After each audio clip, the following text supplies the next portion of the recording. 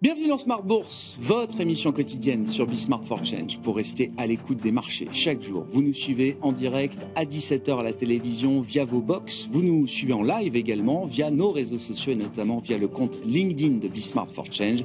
Et vous nous retrouvez bien sûr en rattrapage tous les jours sur bismart.fr en replay ou encore en podcast sur l'ensemble de vos plateformes préférées. Au sommaire de cette édition ce soir, cette nouvelle passe d'armes entre les administrations chinoises et américaines qui auront marqué ces 48 dernières heures avec quelques trous d'air sur les marchés en fin de séance vendredi et dans la sphère crypto tout au long du week-end. Tout ça nous rappelle évidemment que la trêve commerciale entre les États-Unis et la Chine est bientôt, arrive bientôt à expiration et que dans ce sprint final, les tensions sont de retour. Nous reviendrons évidemment sur cet énième épisode de la guerre commerciale entre ces deux superpuissances que sont la Chine et les États-Unis, avec nos invités de Planète Marché qui seront avec nous dans un instant. Du côté des marchés, la micro va reprendre ses droits dans les prochaines heures et les prochains jours, alors que le shutdown entrave toujours la publication de statistiques majeures aux États-Unis. Ce sont bien les entreprises qui vont faire l'actualité dans les prochaines semaines.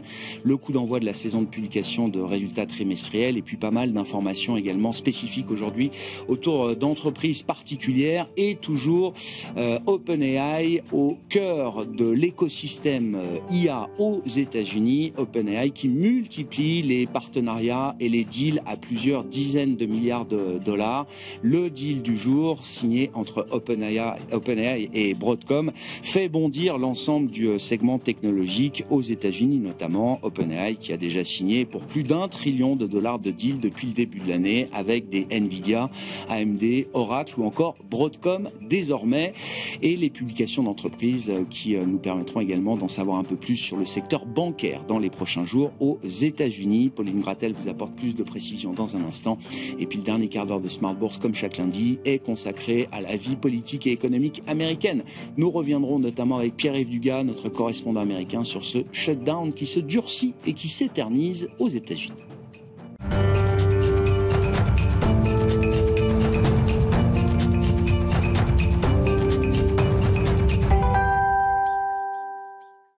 Tendance, mon ami, chaque soir en ouverture de Smart Bourse, les infos clés du jour sur les marchés avec Pauline Gratel. Bonsoir Pauline. Bonsoir. Et commençons tout de suite avec le retour de la guerre commerciale. Oui, Donald Trump avait menacé Pékin vendredi de nouveaux droits de douane de 100% parce que la Chine avait annoncé des restrictions sur les exportations de terres rares. Les indices avaient chuté fortement de 3,5% pour le Nasdaq, de 3% pour le S&P 500.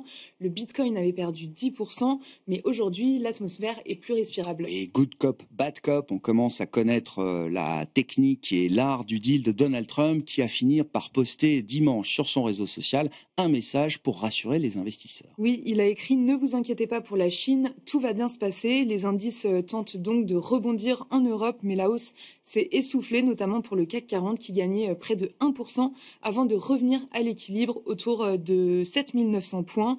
Aux États-Unis, les indices sont ouverts en hausse de plus de 1%.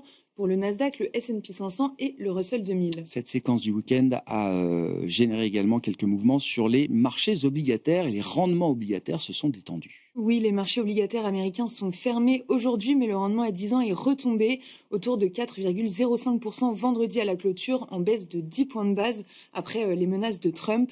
Aujourd'hui, le rendement allemand de même échéance évolue autour de 2,60%. Sur le marché des changes, le dollar se raffermit encore, ramenant l'euro-dollar sous 1,16. Enfin, l'or poursuit son envolée au-delà de 4 000 $ l'once et l'argent inscrit un nouveau record.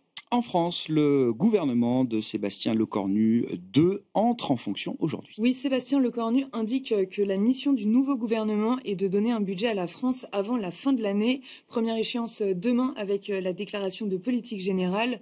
LFI et le RN ont d'ores et déjà annoncé qu'ils comptaient censurer. Pour l'instant, les taux sont stables avec un 10 ans français autour de 3,45%. L'actualité des entreprises avec tout d'abord la biotech française Medincell qui voit son cours de bourse s'envoler de 17% aujourd'hui. Oui, le titre est en tête du SBF 120 aujourd'hui. La FDA américaine a approuvé son médicament antipsychotique qui permet de traiter les patients bipolaires, entre autres.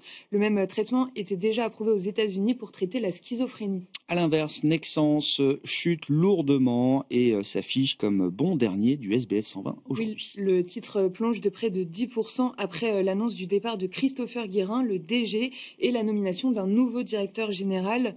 Christopher Guérin avait participé largement au redressement et à la transformation du fabricant de câbles depuis 2018 quand il est arrivé. Enfin, dans les small et mid cap, Exosens atteint un nouveau plus haut historique. Oui, le titre Exosens bondit jusqu'à 20% au cours de la séance. L'entreprise Théon, un fabricant chypriote de systèmes de vision nocturne, entre à son capital à hauteur de 10% pour 270 millions d'euros.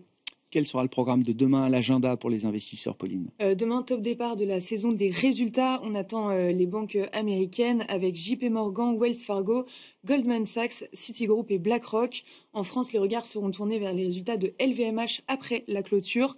Et côté macro, on attend l'indice ZOO allemand pour le mois d'octobre. Tendance, mon ami, chaque soir en ouverture de Smart Bourse, nous retrouvons Pauline Gratel qui vous apporte les infos clés du jour sur les marchés.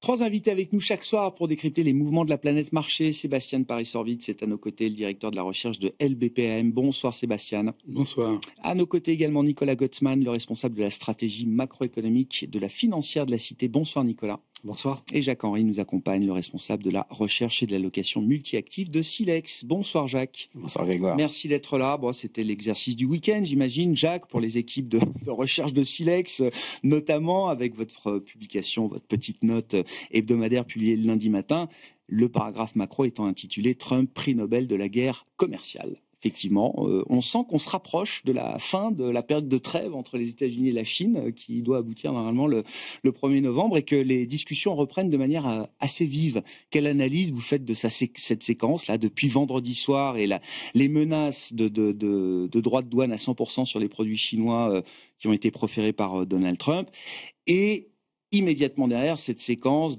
d'apaisement où Donald Trump lui-même, aidé par Scott Bessent, viennent faire redescendre un petit peu la tension? C'est les méthodes habituelles. Maintenant, le marché commence à s'habituer à la méthode Trump version 2, puisque le premier mandat de Trump était quand même beaucoup plus calme que celui qu'on est en train de vivre. Et puis le point de départ, c'était les terres rares, ouais.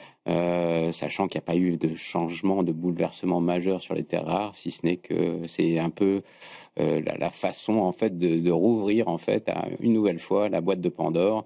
Et de faire pression dans la négociation, toujours the art of the deal à la Trump qui réapparaît. Donc taper très fort au début, ensuite assouplir, et puis des fois pas assouplir, hein, puisque des fois il y a eu des assez mauvais deals, notamment pour les Suisses. La Suisse, voilà. Effectivement, c'est plus de 30% pour la Suisse, c'est ça? Oui, 39. Hein, 39, oui, près de 40 pour la Suisse, effectivement.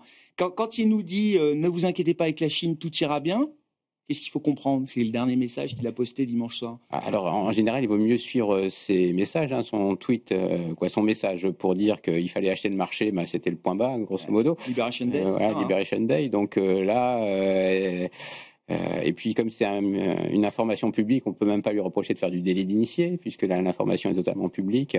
Donc là, il veut quand même essayer d'apaiser, trouver un arrangement, puisque même s'ils essayent de diversifier leurs apports en terres rares, la Chine reste un acteur qui est assez incontournable en la matière. Ouais. Donc il y a quand même une volonté d'apaisement, mais il y a aussi une volonté d'être assez ferme. Et puis c'est aussi la politique actuelle de faire financer par le reste du monde les déficits américains. Et donc c'est une façon de taxer le monde entier. Donc à partir du moment où la guerre commerciale a commencé, il n'y a pas de raison de l'arrêter du jour au lendemain. Mais le playbook reste valable. C'est l'idée d'acheter ces trous d'air, ces creux de marché qui sont provoqués par des tweets, des menaces sans doute excessives. Ce playbook, il reste valable aujourd'hui. Alors, je pense que là, ça a été quand même un peu plus sanguin en fait comme réaction. Donc ça arrive, on rappelle, vendredi soir, fin de séance aux États-Unis, des marchés assez peu liquides, et puis ça se poursuit sur la sphère crypto, où là, effectivement, beaucoup moins de liquidités, des plateformes saturées, et donc un bain de sang total sur ces actifs alternatifs. Et ça se fait aussi à un moment où, juste avant les publications de résultats, ouais. On vient d'en parler, donc ça commence, et on est en général un peu dans le trou d'air de marché. Ouais. À un moment où les valorisations sont devenues assez chères, où le sentiment est redevenu assez haussier. Globalement, les sondages auprès des investisseurs institutionnels américains, ils sont de nouveau très boules. Donc tout ça est arrivé à un moment où la volatilité est très basse, était très basse, puisqu'il y a eu un petit pic vendredi, aussi bien sur les taux que sur la partie action. Donc c'est aussi pour ça que ça a été aussi fort comme réaction. Et les cryptos, c'est aussi un actif qui a eu une super perf depuis un petit moment. Pour le coup, les cryptos ont pris un peu le rôle des actions dans des marchés peu liquides parfois. L'actif le plus liquide en général, c'est les actions. Là, ça s'est révélé être des cryptos qui, elles, pouvaient coter. Et donc finalement, elles corrigent, mais elles restent encore sur des niveaux qui sont très élevés. Le Bitcoin tourne autour de 115 000 $. Effectivement, il était à 125, je pense, peut-être avant cette séquence, cette nouvelle séquence commerciale. Qu'est-ce que vous en retenez, Nicolas? L'échéance du 1er novembre arrive. Jusqu'à présent, c'est vrai que s'il y a un pays avec lequel les États-Unis n'ont pas été, très agressif, finalement, c'est la Chine. Les droits de douane ont été mis en place avec tous les partenaires alliés historiques. La Chine, pour l'instant, j'allais dire, on reporte à nouveau le moment de décision. On a reporté jusque-là le moment de décision avec la Chine. On reporte, mais pour le moment, les Chinois sont quand même ceux qui sont soumis aux tarifs les plus importants aujourd'hui. Et je pense que la séquence, elle était quand même assez importante, notamment pour la semaine, parce que la presse américaine, dès jeudi, en fait, notamment publié le détail justement des nouvelles restrictions mises en place par la Chine sur la terre rare et qui, effectivement, représentent une menace, notamment dans le contexte dans lequel on est aujourd'hui aux États-Unis. Et je pense que c'est intéressant de regarder ce qui s'est passé aux États-Unis depuis que Trump est arrivé. Le premier point, c'est que quand vous regardez les chiffres du PIB américain depuis le début de l'année, en gros, le boom des capex, des investissements dans l'IA, sont quasiment le mur porteur de la croissance américaine en 2025. Donc, si vous venez toucher aux terres rares, vous mettez en péril aujourd'hui le seul relais de croissance qui existe aujourd'hui aux États-Unis. Donc, vous avez déjà là un premier problème qui est quand même relativement important. Le deuxième point, et là, je pense que c'est beaucoup plus structurel et peut-être encore plus intéressant, c'est que si on regarde la stratégie qui a été mise en place par l'administration Trump depuis le départ, en fait, on a un des volets qui est assez peu discuté, c'est la mise à zéro de l'immigration. Or, l'immigration permettait la croissance de la population active aux États-Unis depuis quelques années.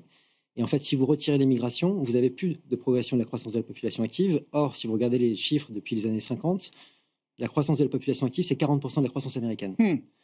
Si vous regardez les 3 dernières années, c'est 60% de la croissance américaine. Donc, en fait, l'administration américaine aujourd'hui se prive d'une des deux jambes de la croissance. Il ne reste alors que la productivité et donc l'investissement dans les capex et donc l'IA qu'aujourd'hui, la Chine frappe directement. C'est le cœur du réacteur, là, que Trump veut protéger le cœur du réacteur de la croissance américaine aujourd'hui. Et que la Chine cible directement. Donc, en fait, il y a vraiment une volonté, je pense, de nuire clairement de la Chine, et il y a une asymétrie, en fait, parce que les deux pays sont à la recherche de la suprématie dans l'IA. On a aujourd'hui une Chine qui est très dépendante des semi-conducteurs et notamment des puces NVIDIA du côté américain, et on a les États-Unis qui sont dépendants de la Chine vis-à-vis des terres rares. Donc chacun fait des restrictions dans son domaine, dans une course où les deux ne pourront pas gagner. Mais je pense que les États-Unis aujourd'hui ont un avantage certain par rapport à la Chine et ne veulent pas se laisser faire sur ce qui se passe sur le volet terres rares. Il faut imaginer un découplage très profond entre la Chine et les États-Unis, notamment autour de ces questions technologiques. Je me souviens d'une Janet Yellen qui plaidait pour l'idée que les États-Unis, à l'époque, ne cherchaient pas un découplage total avec la Chine, un rééquilibrage. C'était la manière de formuler les choses à l'époque. Là, ce que vous décrivez, c'est que Trump ne pourra pas supporter de rester dépendant, que les États-Unis restent dépendants de la production de terres rares provenant de Chine. C'est ça, ils vont devoir faire quelque chose pour justement couper cette dépendance-là, mais en fait, en surface, on voit effectivement qu'on a l'impression que les relations entre Chine et États-Unis, ça va à peu près. Ouais. Quand on regarde un peu en dessous le manteau, on a eu la guerre est lourde. Nexperia, c'est-à-dire le gouvernement néerlandais qui va taper, et évidemment sur pression américaine comme il l'avait déjà fait avec ASML. On prend le contrôle d'un équipementier, d'un fabricant de puces. C'est ça. Aux Pays-Bas, qui est contrôlé par des fonds chinois depuis 2019, je crois maintenant.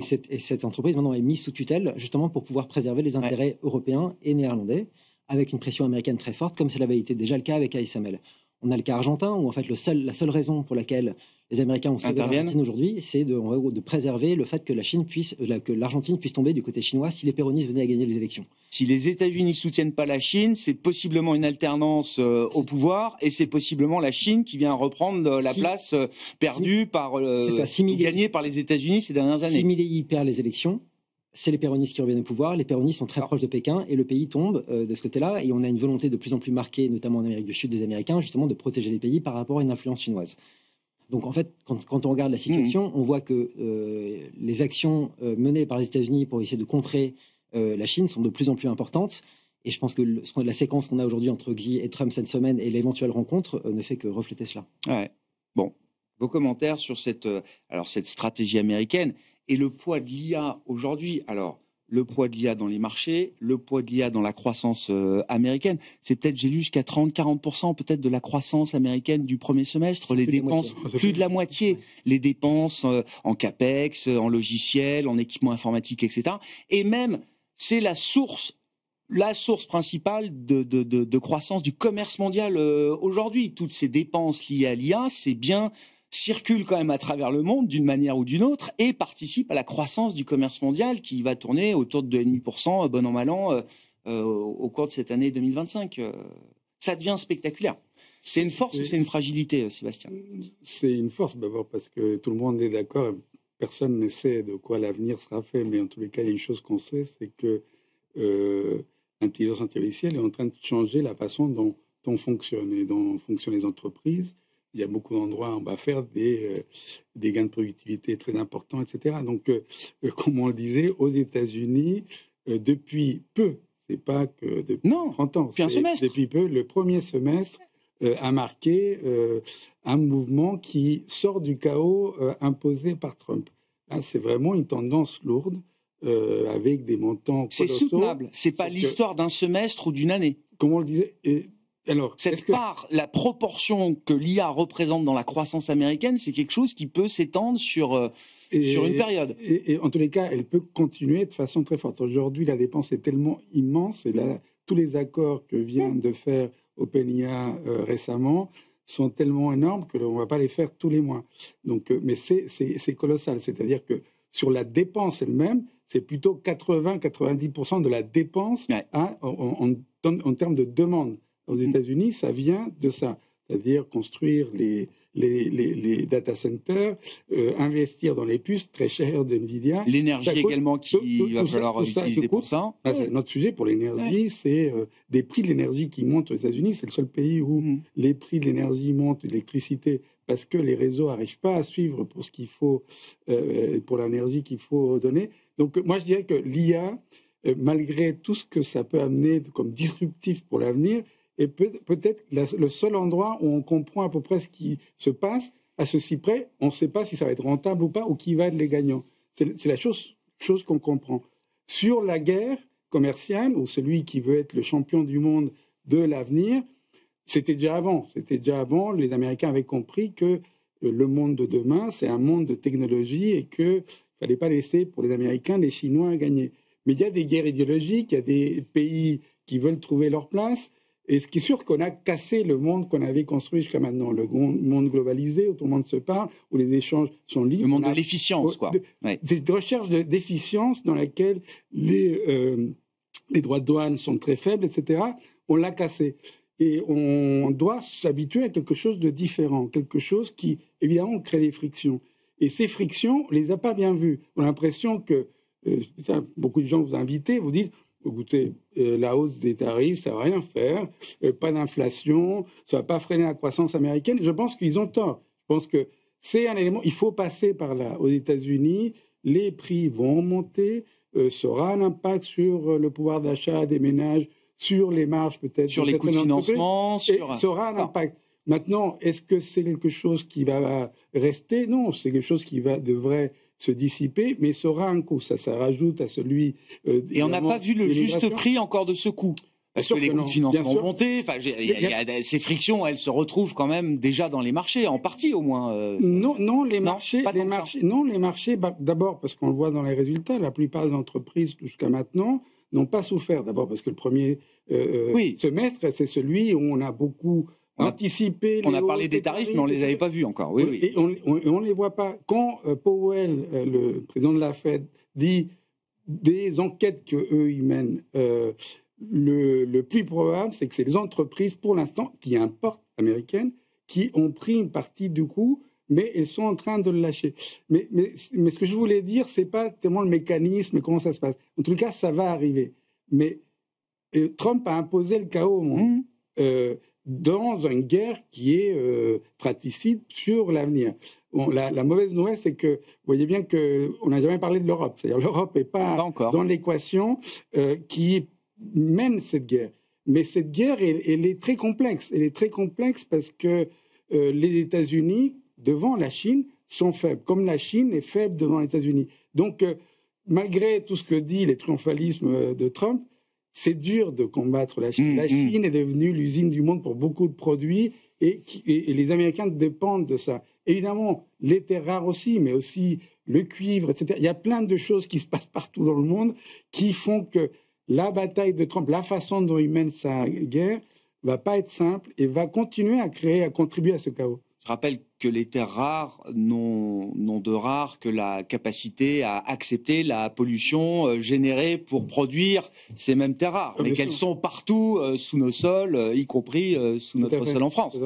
Ce qui est rare, c'est peu de pays acceptent les externalités négatives qui sont nécessaires quand on veut produire et extraire ces raffiner ces métaux. Et sur l'Argentine, en fait, les Chinois sont déjà en Argentine. Les Chinois ont pris le contrôle de plein d'entreprises argentines. Mais effectivement, tu as raison. Donc c'est une ligne de front de la guerre Chine-États-Unis aussi. L'Argentine se retrouve aussi comme étant une ligne de front de la guerre. Je pense que c'est d'abord une guerre idéologique. C'est le soutien à Milei, c'est une guerre d'abord idéologique. Mais évidemment, ça participe à ça. C'est un pays très important pour les matières premières, et donc plutôt l'agriculture, mais aussi sur le gaz, le pétrole, etc. Donc... Sur le poids de l'IA, Jacques, qu'est-ce que vous dites effectivement, et ça devient très frappant. Alors le poids de l'IA dans les marchés, on en parle déjà depuis une bonne paire d'années. ChatGPT, c'est novembre 2022, je crois. Mais c'est vrai que la décomposition de la croissance américaine sur le premier semestre est spectaculaire, révélant le poids de ces dépenses en infrastructure d'intelligence artificielle dans le rythme de croissance américain, dans le commerce mondial également. C'est une force pour la croissance du monde, ou est-ce que c'est fragilité dans le sens où c'est concentré sur un sujet très large, très profond, très vaste, mais un sujet technologique particulier quand même. Alors ça a d'abord été une force pour les marchés, puisqu'on a d'abord vu l'impact sur les marchés, maintenant on le voit au niveau de l'économie. Donc ça a plus exactement les caractéristiques d'une bulle où on pensait... C'est une bonne nouvelle. Les marchés ne se sont pas trompés. On voit quand même dans des chiffres macro la réalité de l'IA. On voit la réalité, donc ça va vraiment dans le bon sens. Et on considère que ça continue à aller dans le bon sens. Là maintenant, le marché s'emballe et s'inquiète en disant que finalement les acteurs de l'IA travaillent entre eux.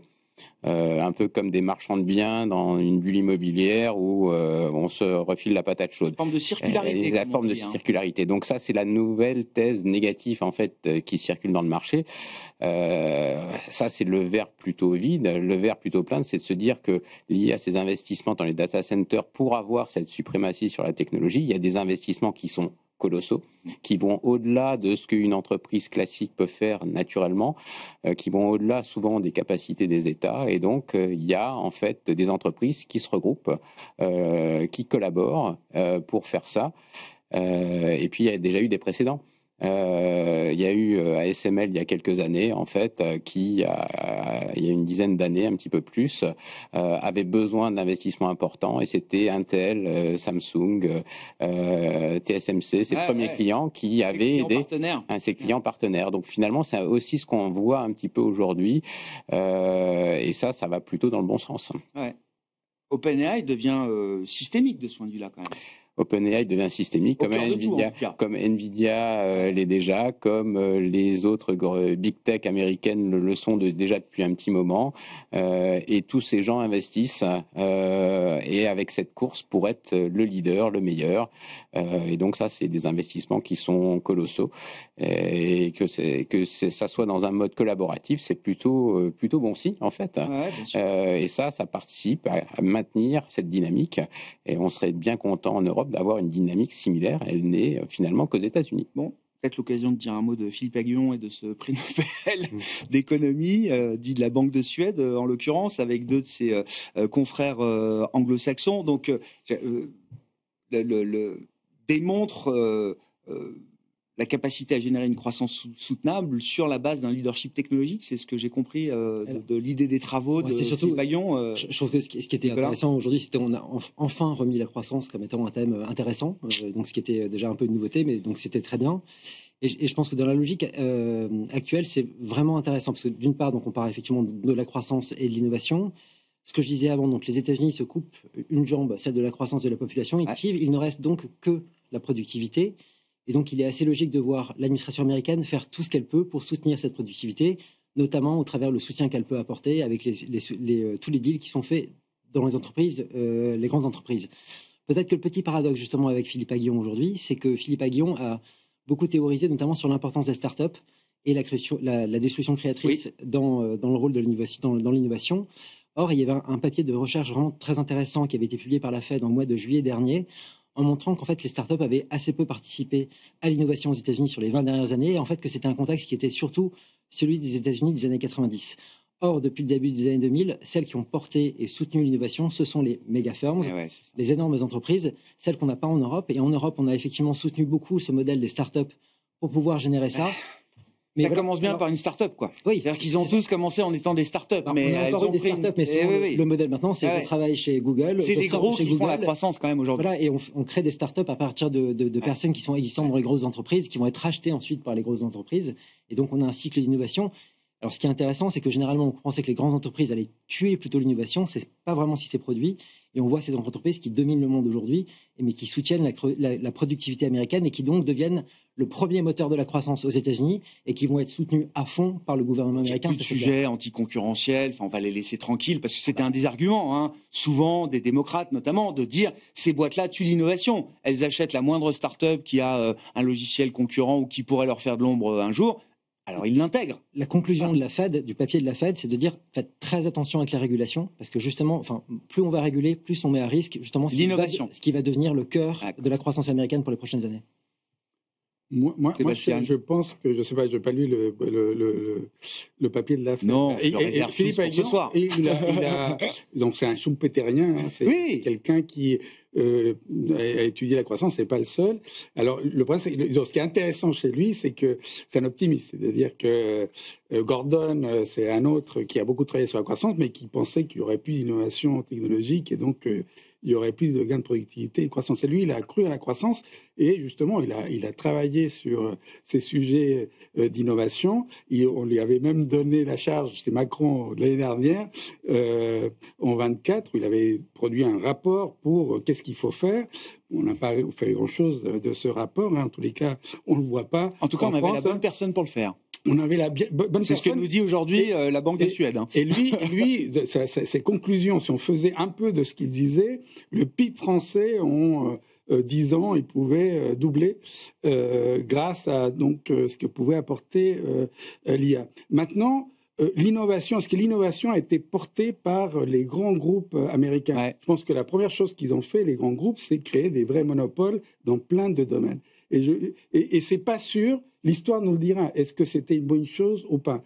Maintenant, c'est la première fois, peut-être dans l'histoire, c'est vrai, que les mêmes sont ceux qui sont à la tête et parce qu'ils ont la puissance économique d'être à la tête. Mais OpenIA n'est pas été créé par ces gens-là. Je suis bien d'accord, c'est ce que j'allais vous faire remarquer. En fait, Musk, exactement. Parce qu'il était surtout... OpenAI n'est pas sorti... Thiel a toujours été un niveau, mais Thiel n'est pas à la tête d'aucune de ces grosses boîtes. Il a toujours été dans beaucoup de ces projets d'innovation. C'était un ex-copain. Il reste proche parce qu'ils ont les mêmes théories. C'est plus un théoricien en plus Thiel parce que c'est quelqu'un qui croit à justement le conflit à l'intérieur de la société. Il y a une thématique un peu religieuse. On ne va pas rentrer dans la philosophie de Thiel, mais c'est quelqu'un qui a partout essayé d'innover avec des startups. Ouais. Toutes ces startups ont été achetées par les grands. Microsoft a voulu acheter OpenAI. Oui, on s'en souvient, bien sûr. On n'a pas réussi. Donc, je ne sais pas si c'est une bonne chose. Et ce qui est sûr, et ça c'est un autre Français qui avait écrit là-dessus, c'est qu'aux États-Unis, on s'est endormi au volant, et on ne régule plus depuis très longtemps. On a essayé de casser certains de ces monopoles et on n'y arrive pas. Et la chute, vous vouliez parler de l'Europe, La chute, c'est que nous-mêmes, les Français ou les Européens, on dépend de la technologie américaine. Il n'y a pas un domaine dans lequel on n'est pas dépendant de la technologie américaine. Ici, n'importe où, vous ouvrez votre ordinateur, tout est américain. Peut-être même l'ordinateur, d'ailleurs. Et ça, on ne sait pas ce que ça veut dire. Donc, c'est normal qu'on soit en faiblesse. Quand vous voyez les profits d'Apple, c'est vrai qu'on peut dire que c'est la bonne valorisation, vu ce qu'ils génèrent. Ces gens-là peuvent investir, comme Nvidia aujourd'hui. C'est combien 100 milliards de dollars. 100 milliards de dollars, on deal avec OpenAI. 100 milliards de dollars. Oui, mais je sais bien. Oui. C'est ça le. Et nous, on n'a pas ça. On n'a pas ces monstres qui, en plus, aujourd'hui, peuvent dicter aussi la politique. Et entrer en politique. Pas simple de trouver la bonne équation. Qu'est-ce que ça implique comme casse-tête pour la Réserve fédérale américaine, par exemple, Jacques-Henri? L'histoire de cette croissance américaine, obsédée par la productivité et donc par les dépenses technologiques autour de l'IA, sachant, comme l'a rappelé Nicolas, effectivement, que d'autres piliers, notamment celui de la croissance de la population active, sont des piliers qui sont à terre aujourd'hui. Pour la Réserve fédérale américaine qui va se réunir là d'ici la fin du mois, qu'est-ce que ça change pour ce mois-ci et pour la suite? Juste peut-être encore un tout dernier point sur la concentration. En fait, ce mouvement de concentration, nous, on ne le voit pas de façon négative. En fait, ce mouvement de concentration, il existe dans toute industrie. Par contre, c'est la lutte, en fait, pour être le meilleur. Et ce qui a été fait, c'est que toutes ces entreprises américaines ont racheté des startups, ont intégré très tôt en général ces startups pour toujours avoir un avantage concurrentiel, un avantage compétitif. Et donc c'est assez compatible avec les théories sur l'innovation qui existent. C'est juste que le fonctionnement a un peu changé avec le temps. Et OpenAI n'est pas sorti en fait de ces grands groupes, mais par contre maintenant collabore avec ces grands groupes. Alors, si on revient maintenant à la Fed, alors la Fed est un petit peu coincée. Alors déjà, elle est un petit peu coincée parce qu'elle est data dependent. Elle dépend des données, il n'y a plus de données. Donc voilà. Donc ça, c'est déjà une première contrainte. Le premier piège, en fait. Finalement, la Fed s'est mise dans une situation de faiblesse. Et est-ce qu'il y a un peu de calcul de Trump? On peut le penser. Voilà.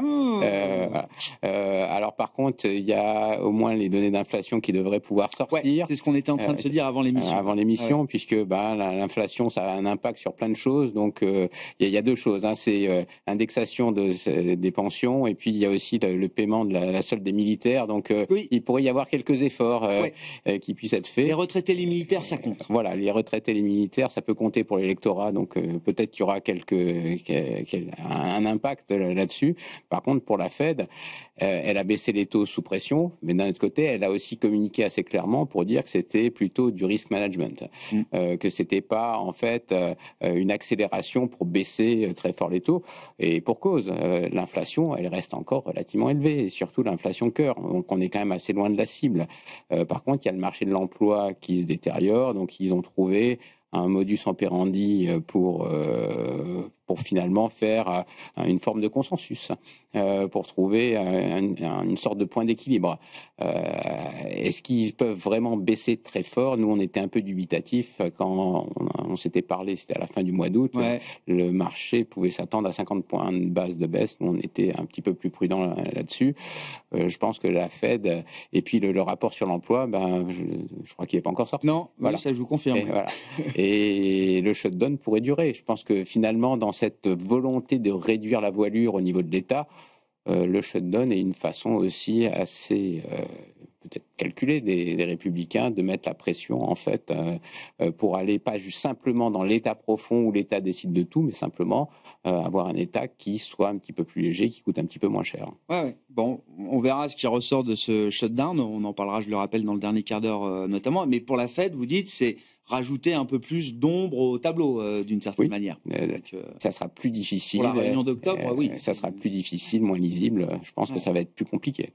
Nicolas, où en est la Fed là aujourd'hui? Qu'est-ce que vous comprenez de sa fonction de réaction et de sa stratégie pour les mois qui viennent?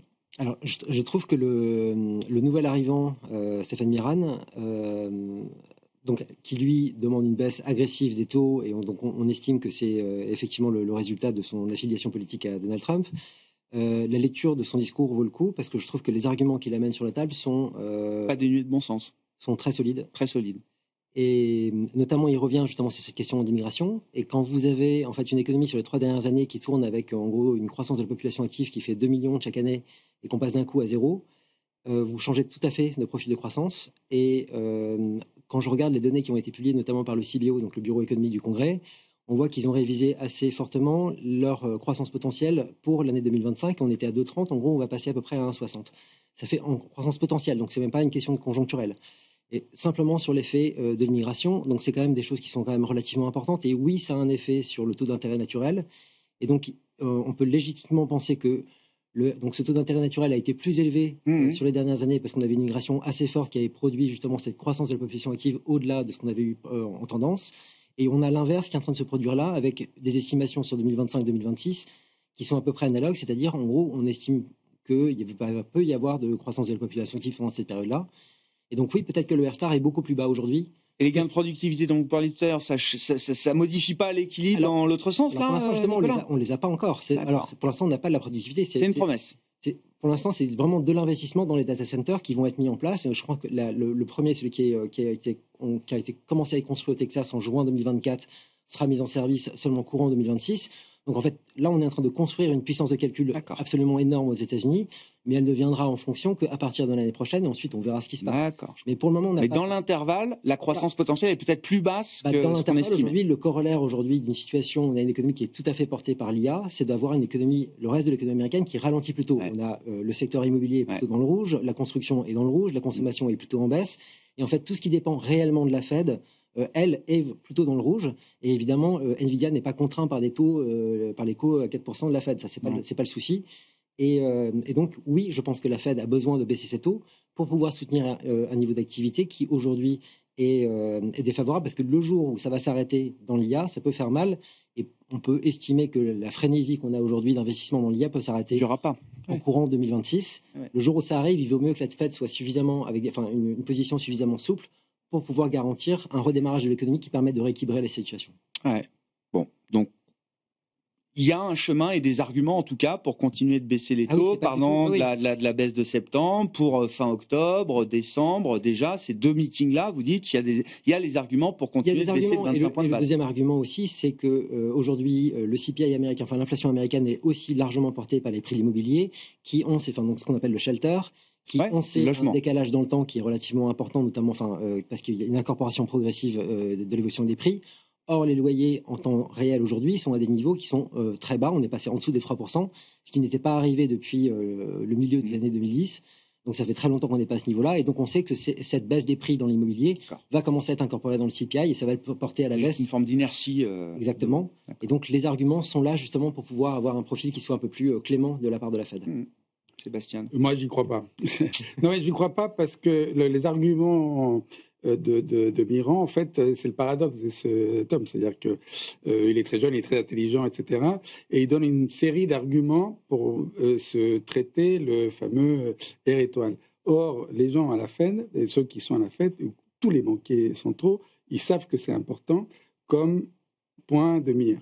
Et je crois qu'effectivement, si Nicolas a raison, on va voir plus vite, et nous on pense que les facteurs qui jouent sur la croissance aujourd'hui, en termes de consommation, on devrait le voir, on voit peu, mais on pense qu'on va le voir, le fait de réduire on était à 4 millions, on avait beaucoup baissé de gens qui rentraient, on va passer à 1 million, choses comme ça, on va avoir par définition une baisse de la croissance. Mais il n'y a aucun banquier central qui va vous parler de 2027 aujourd'hui. Il va voir ce qui se passe aujourd'hui. Aujourd'hui, le marché du travail et le taux de chômage est à 4,3. Peut-être qu'il ira à 4,5 dans l'hypothèse que, effectivement, les entreprises n'embauchent plus parce que l'économie va mal, parce que la demande n'est pas là. On ne le voit pas pour l'instant, mais ça peut arriver. La paralysie tient plus par les distorsions apportées par les tarifs. Et ce qu'on constate, c'est qu'effectivement, le nombre de gens qui arrivent sur le marché du travail s'est beaucoup réduit. Et c'est ce que dit Powell de façon très empirique. Est-ce que l'équilibre sur le marché du travail s'est complètement déstabilisé? Et donc, on ne va plus pouvoir offrir du travail aux gens qui arrivent. Ce n'est pas quelque chose de simple à traiter avec un choc comme ça. Peut-être que Nicolas a raison et Miran a raison sur cette variable-là. et arrive le choc des tarifs. Et le choc de tarifs, quand vous avez eu un phénomène inflationniste comme vous l'avez eu, on peut dire que les anticipations ancraient. Quand on regarde les enquêtes auprès des ménages, on dit que c'est moins ancré. Mais sur le marché, la crédibilité de la Fed n'est pas partie. Et donc, si la Fed va trop vite, on a ce risque. On a ce risque parce qu'on va avoir un effet d'inflation. Et c'est très difficile à gérer. Vous avez un boom de la demande liée à l'investissement.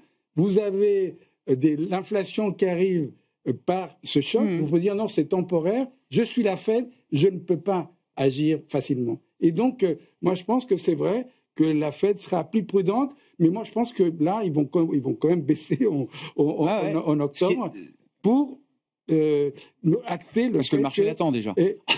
Déjà, c'était une seconde erreur, mais c'est pas à cause des migrants. Mais parce que effectivement le marché l'attend et parce qu'il y a une faiblesse sur, en tous les cas, le marché du travail dont on ne sait pas trop quoi en faire aujourd'hui. Oui. Avec moins de données d'ailleurs que d'habitude pour juger ce marché du travail. Mais je reviens du coup au début de notre discussion, quand on revient sur la réaction de marché suite aux menaces commerciales de Trump ce week-end, on a vu tout de suite une baisse des taux longs. C'est-à-dire que le marché considère quand même que si on devait mettre 100% de tarifs supplémentaires sur les produits chinois importés aux États-Unis, ce serait avant tout négatif pour la croissance, Jacques. Là, on joue vraiment l'aspect négatif croissance et la baisse des taux. Mais la baisse, elle a été violente sur l'affichage, mais on reste sur des niveaux autour de 4%. Oui. Et ces 4%, en fait, c'est ce qu'on estime être à peu près le niveau d'équilibre. Et ce niveau d'équilibre, il va osciller en fonction, en fait, du risque, en fonction notamment des droits de douane qui peuvent exister.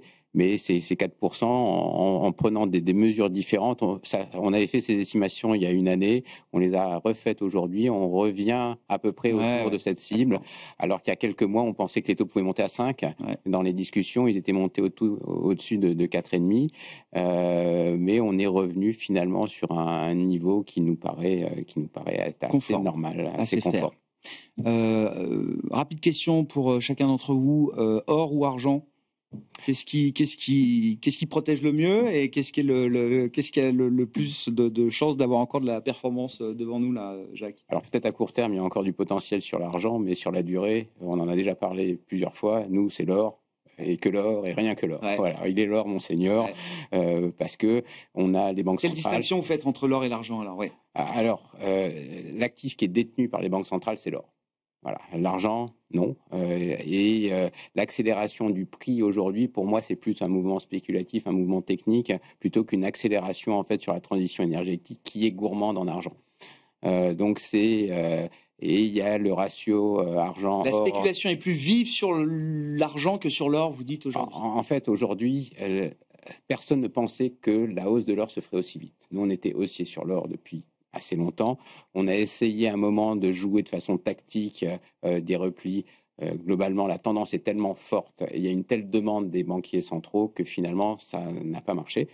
Par contre, si on veut se diversifier en dehors de l'or aujourd'hui, on peut voir que tout le complexe des métaux précieux a pu monter et que le deuxième, le plus liquide, va rester l'argent, et c'est l'argent qui en bénéficie aujourd'hui, alors que le ratio de l'un sur l'autre était à des plus bas historiques. Et donc, je pense que c'est plus une explication technique qu'une explication fondamentale. Bon. L'argent, en termes de performance, effectivement, qui est un peu devant l'once d'or. Bien devant l'or. Alors, cette année, il n'y a pas photo. Et sur la durée, je pense que ça reste l'or qui va jouer son rôle. Question pour vous, Nicolas. Est-ce que la situation de crise politique en France peut permettre à la Banque centrale européenne de trouver des arguments pour délivrer une petite baisse de taux en plus, une ou plusieurs, je ne sais pas. Je pense que c'est pas une question de baisse de taux. Je pense, pour la France, je pense qu'il y a, pour le coup, là, ça vaut le coup peut-être de faire une comparaison avec ce qui se passe aux États-Unis sur le QT. Enfin, donc la réduction du bilan.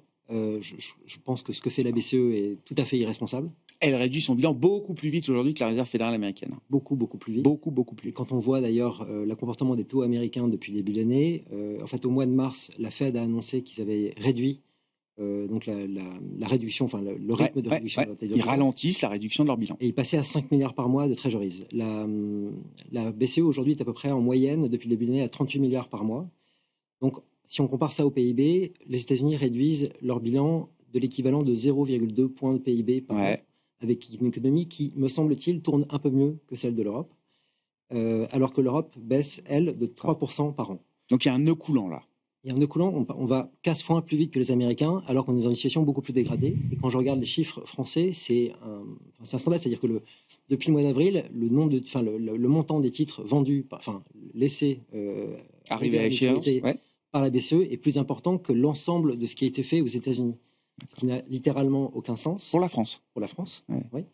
Et quand donc c'est difficile dans ces conditions-là de s'étonner de ce qui se passe sur les taux français, sur le manque de croissance, parce qu'évidemment, avec des taux à ce niveau-là, quand vous avez une croissance nominale du secteur privé en France qui est à 1%, contre à peu près 5% aux États-Unis, et que dans le même temps, vous avez une banque centrale qui est plus agressive, alors que vous avez une situation qui est beaucoup plus dégradée, vous ne pouvez pas vous étonner de la situation actuelle. Donc je pense qu'effectivement, si la BCE veut faire quelque chose qui puisse aider le pays, ça serait de faire ça, parce que je pense qu'elle a un rôle, je ne dirais pas majoritaire, mais très lourd dans ce qui est en train de se passer en France depuis 2 ans. Je pense que le cycle de hausse de taux qu'elle a fait, plus le rythme de son QT depuis 2022, est une des causes principales de ce qui se passe aujourd'hui en France. Bon, non, mais c'est un peu technique, mais il nous reste 1 minute, Sébastien. Est-ce que la BCE doit ralentir la réduction de son bilan ? Et le débat sur l'euro à la baisse, quand on commence à réduire le bilan sur les taux, est quelque chose de vraiment pas évident. Il y a tout bien quelqu'un qui achète à un certain prix.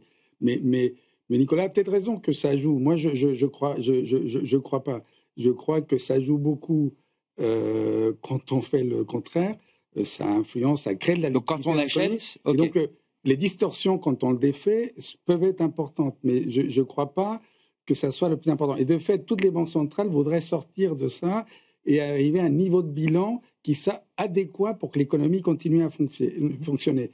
Est-ce que, et c'est là où Nicolas pourrait avoir raison, peut-être qu'on est allé trop loin et on n'a pas assez de liquidité, assez de buffer de liquidité pour l'économie pour fonctionner.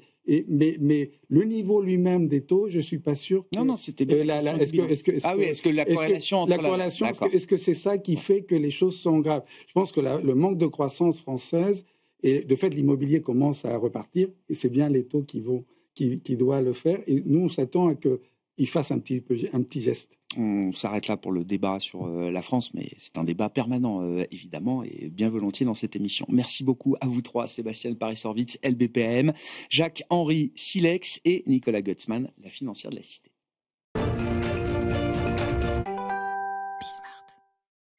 Le dernier quart d'heure de Smart Bourse chaque lundi, c'est notre quart d'heure américain, bien sûr, pour traiter de la vie politique et économique américaine avec notre correspondant américain, Pierre-Yves Dugas, en visio, à distance, avec nous. Bonsoir Pierre-Yves.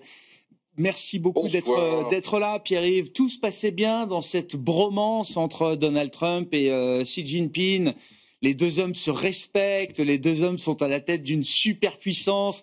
Ils devaient même se rencontrer au sommet de la PEC, prévu, je crois, d'ici 10-15 jours. Que s'est-il passé ce week-end, Pierre-Yves ? Alors, il y a 2 interprétations. Ou bien les Chinois ont changé de politique commerciale, ou bien ils ont fait une erreur d'appréciation. En envoyant une lettre, le ministère chinois du Commerce à tous les partenaires de la Chine, en expliquant que dorénavant, dès qu'un produit contient 0,1% de terres rares chinoises, il va faire l'objet de mesures de contrôle d'exportation et d'un processus de déclaration extrêmement compliqué, extrêmement détaillé, qui de fait donne l'impression de vouloir donner à la Chine un veto sur l'utilisation des terres rares chinoises, y compris sur le marché secondaire aux exportations. Il y a un changement de politique commerciale de la Chine qui est jugé inacceptable par les États-Unis. Curieusement, les Européens sont silencieux et qui a déclenché une violente colère de la part du président Trump qui promet maintenant, si le changement de politique se vérifie, d'ici le 1er novembre, d'imposer une forte augmentation de droits de douane de 100%. Ou alors c'est une erreur d'appréciation de bureaucrates chinois. C'est la porte ouverte, en tout cas, qui a été donnée encore tout à l'heure par Scott Bessent, le secrétaire américain au Trésor, qui dit tout ça peut se négocier, tout ça peut se corriger si les Chinois reconnaissent qu'ils ont parlé trop vite et qu'ils ont mis en place une usine à gaz qui est inacceptable.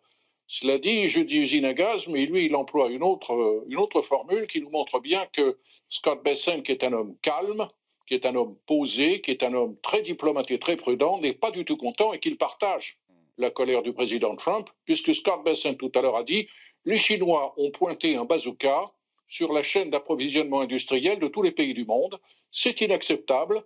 Nous allons procéder à une rapide consultation à Washington en ce moment, où se tiennent les réunions annuelles de la Banque mondiale et du FMI, avec nos alliés, pour dégager une position commune et faire comprendre à Pékin que cette position est inacceptable.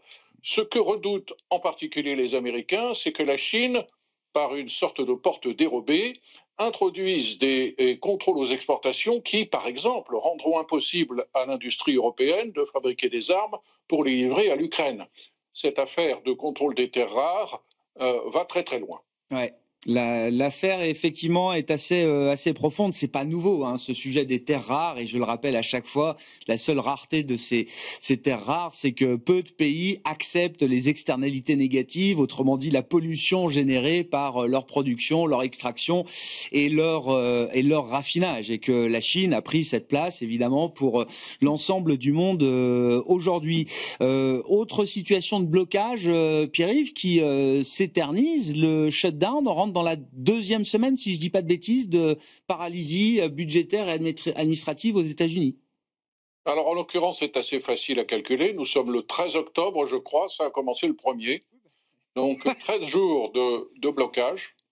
Et c'est un blocage qui relève plus d'un combat entre deux tendances au sein du Parti démocrate que d'un véritable combat entre républicains et démocrates. Plus le temps passe et plus ce pari qui a été pris par les deux leaders de la minorité démocrate des deux chambres du Congrès de choisir le shutdown pour en faire un point d'honneur et de paralyser la fonction publique américaine pour obliger la Maison-Blanche à réexaminer la question de l'élimination de subventions pour accéder au marché de l'assurance maladie. Ce pari, pour le moment, ne porte pas ses fruits. Les sondages montrent que oui, l'opinion publique américaine blâme les républicains un petit peu plus que les démocrates, mais c'est vraiment dans un mouchoir de poche. Et ce soulèvement de l'opinion contre ce shutdown que les démocrates attendaient ne s'est pas encore produit. Alors plus le temps passe, plus ça devient compliqué, pas simplement pour les fonctionnaires américains, dont une bonne partie sont obligés de travailler sans être payés, qui est quand même un comble, mais aussi pour tous les gens qui travaillent pour, indirectement, le gouvernement fédéral américain, mais sous contrat, dans le secteur de la construction, par exemple, et qui ne peuvent plus payer leur retraite. Donc, c'est une situation qui est en train de pourrir, et c'est une situation sur le pourrissement duquel les démocrates comptaient, et la Maison-Blanche a procédé à utiliser deux tactiques qui ont un petit peu pris les démocrates à contre-pied. Première tactique, ils ont mis à exécution la menace dont nous parlions la semaine dernière, à savoir que le président des États-Unis a tout simplement commencé à licencier, et non plus mettre à pied temporairement, à licencier des fonctionnaires fédéraux. Les démocrates disent qu'il n'a pas le droit de le faire. On a saisi la justice, il va falloir encore s'expliquer, mais c'est tout de même quelque chose comme 4200 fonctionnaires fédéraux américains dans 7 agences qui maintenant n'ont plus d'emploi. Autre surprise qui a pris à contre-pied les démocrates, le secrétaire à la Défense a trouvé dans une enveloppe de 8 milliards de dollars destinée à financer des opérations de recherche-développement de quoi payer la solde de tous les militaires américains le 15 octobre. Donc on attendait cette échéance comme une échéance humiliante et les démocrates voulaient l'utiliser comme une preuve du manque de pitié des républicains pour le sort des soldats. Eh bien non, les soldats seront payés. Mais vous dites là, les républicains sont en train de reprendre un peu la main dans cette bataille politique autour de ce shutdown. Je ne sais pas s'ils reprennent la main, mais le soulèvement de l'opinion contre les républicains dans ce shutdown sur lequel comptaient les démocrates, pour le moment, ne s'est pas produit. Je vous l'avais dit, même le Washington Post, dans sa page éditoriale, s'est rendu compte que, en fait, cette opération avait été montée de toutes pièces par les leaders démocrates qui étaient plutôt centristes au sein des deux minorités des deux chambres du Congrès pour mobiliser leur électorat parce qu'ils redoutent l'intervention de la frange de gauche du Parti démocrate au niveau des primaires pour les empêcher ou leur compliquer la tâche considérablement lors des prochaines élections. Donc ce sont des vieux leaders du Parti démocrate qui veulent faire du Trump, si j'ose dire, pour mobiliser leur électorat et couper l'herbe sous le pied d'une OPA de la gauche de leur parti. Et donc, Scott Bessent a trouvé les 8 milliards pour payer la solde des militaires. Et j'ai vu aussi que le BLS, le Bureau of Labor Statistics, allait sans doute quand même publier, alors le rapport sur l'emploi, je ne sais pas, mais en tout cas, le chiffre d'inflation, le rapport mensuel sur l'inflation, le CPI, peut-être avant la fin du mois d'octobre. Il devait être publié normalement, théoriquement, je crois, cette semaine, mais il sera peut-être décalé de quelques jours, parce que ce chiffre-là est important pour calculer la revalorisation des pensions de retraite à partir du 1er novembre. C'est ça, Pierre-Yves? Exactement. L'indexation de Social Security sur l'indice des prix à la consommation est une chose qui concerne des dizaines de millions d'Américains qui veulent savoir dans quelle mesure leur pension de retraite va augmenter. Et l'absence de l'indice des prix à la consommation allait empêcher cette indexation. Donc il fallait intervenir. Et ils avaient été considérés le 1er octobre comme des fonctionnaires américains fédéraux non essentiels. Et ceux qui calculent le CPI, tout d'un coup, sont devenus essentiels. Bon, ben voilà, la vie sous shutdown aux États-Unis se poursuit tant bien que mal. Merci beaucoup, Pierre-Yves Dugas, avec nous chaque lundi dans ce quart d'heure américain, notre correspondant américain pour Be Smart for Change. Un quart d'heure que vous retrouvez, comme tous les autres, bien sûr, en replay sur besmart.fr et que vous écoutez en podcast sur l'ensemble de vos plateformes préférées.